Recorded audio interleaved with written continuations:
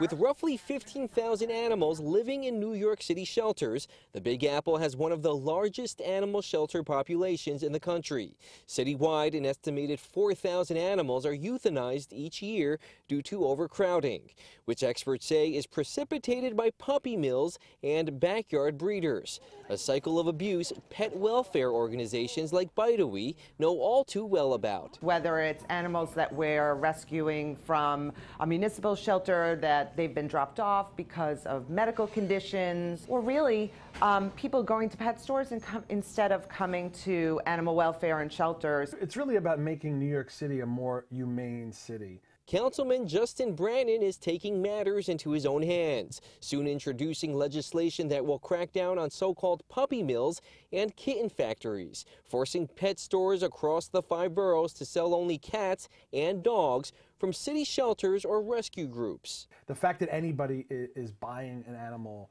when you've got thousands and thousands of animals that are basically free and up for adoption is crazy. California recently became the first state to ban the sale of puppy mill pets. A similar statewide measure was introduced in New York in February, but it hasn't seen any movement in the state Senate. There's no reason why we should wait. We should try to get this done now as soon as we can because these animals can't wait.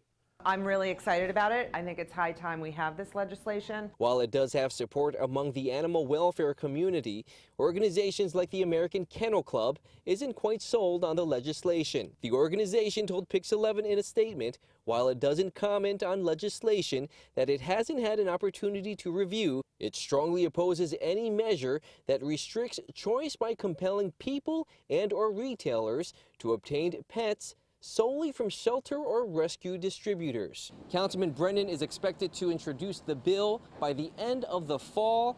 He tells us he believes it has enough support for it to pass. In Brooklyn, I'm Andrew Ramos, Pix 11 News.